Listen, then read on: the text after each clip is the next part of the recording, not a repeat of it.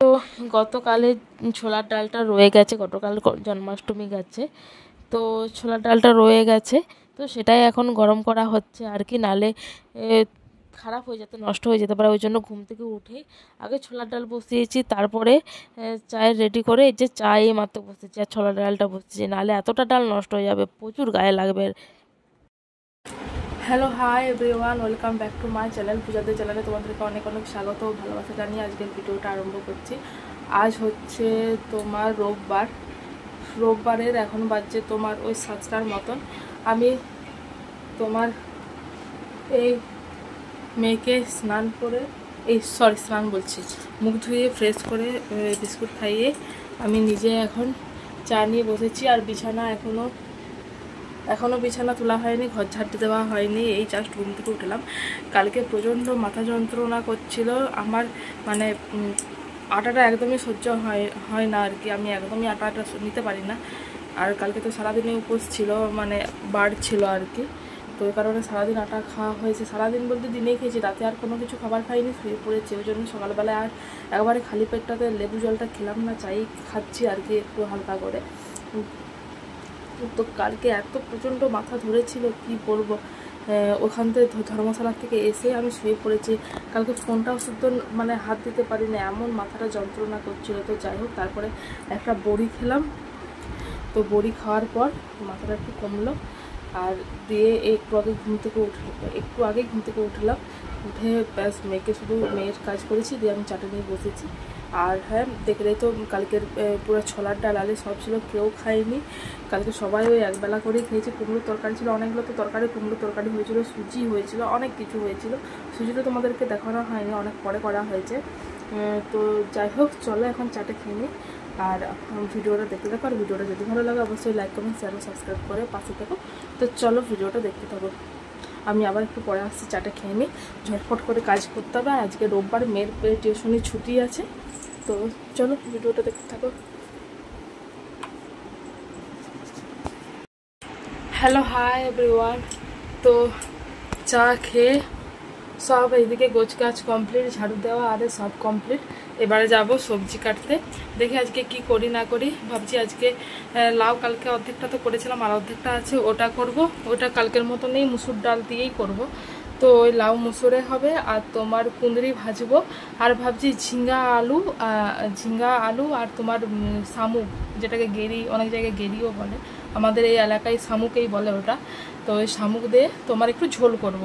তো এই প্রোগ্রামে আছি, এবার দেখা যাক সবজির ঝুড়িটা নিয়ে বসে দেখি কি চিন্তা করি না করি। তো কালকের থেকে তো ভাত খাইনি, আর আমি হচ্ছে ভাত লাভার, আমি 3 বেলা ভাত দিলে আমি 3 বেলায় ভাত মানে খেতে পারবো আর কি। তো যাই হোক, চলো সবজিগুলো কেটে নিই, দিয়ে যাবো স্নান করতে। আজকে কাছাকাছির অতটা চাপ নেই, কাচাকুচি আজকে হালকাই আছে। তো চলো।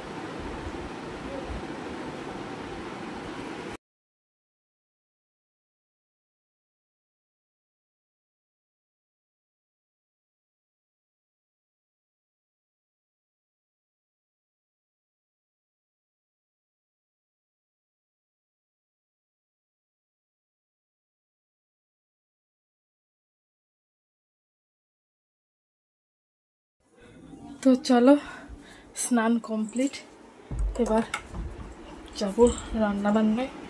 ওইদিকে জল দিয়ে দিয়েছে মা, জলটা ভরছে, আর আমি এই স্নান করে এলাম। তো আজকে বললাম না, সেরকম কাচাকুচির কোনো চাপ নেই, 2-1টা ছিল যেগুলো, তো সেগুলি ছিল, আর সেরকম বাড়তি কোনো কাছাকাছির চাপ থাকেনি। অন্যদিন যেমন 2 বালতি করে কাচার, সে তুলনায় কাচার কম। তো চলো সিঁদুর পরে নিই, তারপর আবার আসছি। তো চলো রেডি, এবার নামবো যুদ্ধে, মানে রান্নাবান্নায়। যুদ্ধ নয় ঠিক, রান্নাটা করতে ভালোই লাগে।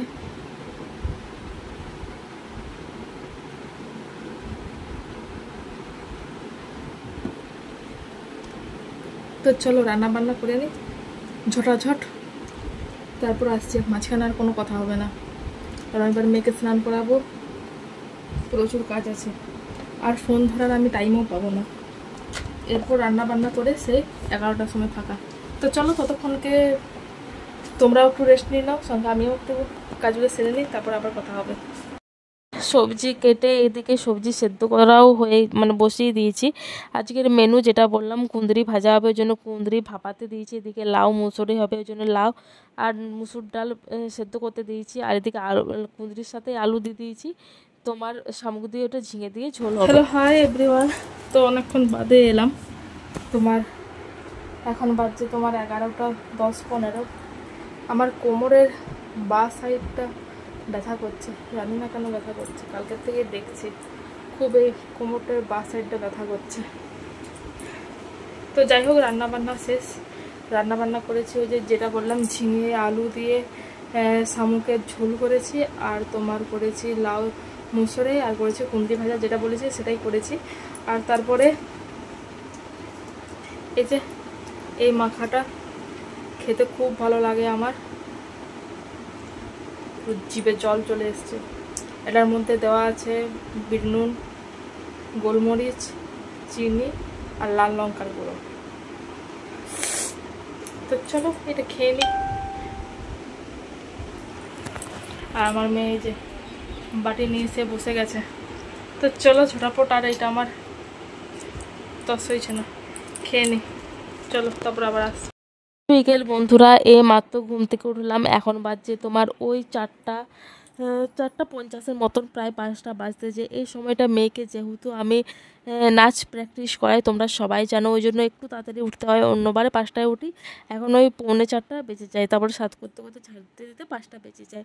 আর রুটিটা এখন করে নিই, তোমার রান্নাবান্নার পরই রুটিটা করে নিই, রুটিটার ঝামেলা আর রাখি না।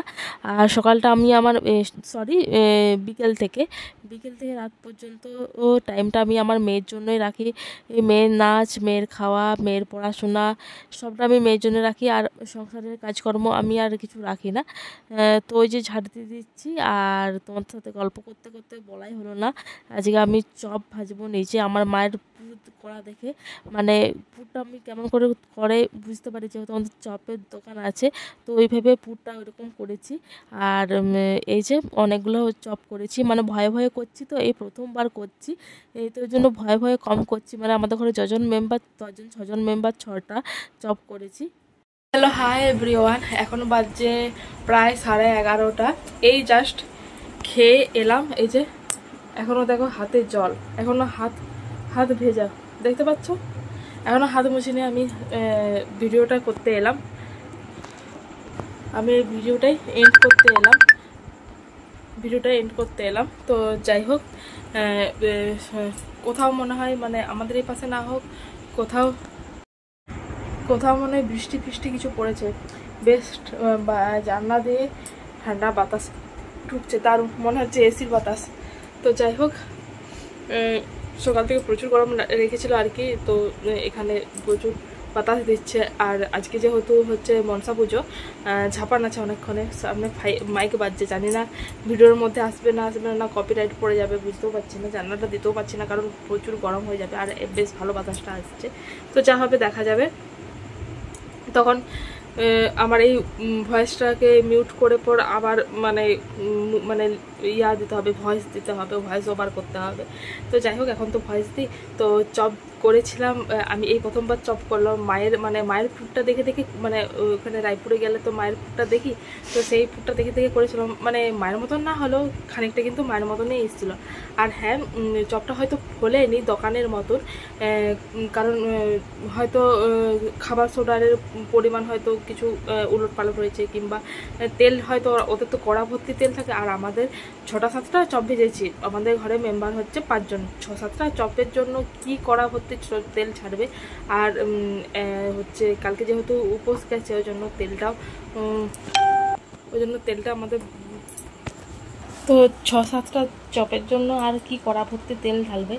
আর তাছাড়া আমাদের ঘরে এতটা তেলটা পছন্দ করে না, খুব কম তেলে রান্না খায়। কারণ শাশুড়ি মায়ের একটু মানে এখন বয়স হচ্ছে, তো মানে পেটে এত রিচ খাবার নেয় না। যেদিনে একটু বেশি রিচ মাংস কেনে, তারপরের দিনেই মানে গ্যাস অম্বলে মানে পড়ে থাকে। তো এই কারণে একটু কম হয়, আর তার জন্য কম তেলেই ছাকা। তারপরে 5-6টা চপের জন্য কড়া ভর্তি কী তেল ঢালবে, তো কড়া ভর্তি তেল ঢাললে হয়তো দোকানের মতন হতো, কিন্তু বিশ্বাস করো পুরো দোকানের মতন দারুণ। আমার বর সুতন প্রশংসা করেছে চপটা খেয়ে। তো যাই হোক, আমি প্রথমবার যেহেতু ট্রাই করলাম তাই তোমাদের সাথে চপের রেসিপিটা আমি শেয়ার করলাম না, কিন্তু হ্যাঁ এই যে এখন খেলাম, মানে এখন আমার নিজের ভালো লাগছে। এবারে আমি রেসিপিটা অবশ্যই এর পরের বার নেক্সট যেদিন করব আমি পুরো ভিডিওটা করব। তো খুবই ইজিভাবেই করেছি, আমার মা যেমনভাবে করে এরকমভাবেই করেছি। তো যাই হোক, চলো বন্ধুরা, আজকের ভিডিওটা এখানেই। ভিডিওটা যদি ভালো লাগে অবশ্যই লাইক, কমেন্ট, শেয়ার ও সাবস্ক্রাইব করে পাশে থেকো। Good night, tata. কালকে আরও একটা নতুন ভিডিওর সাথে দেখা হবে। তো চলো, টাটা।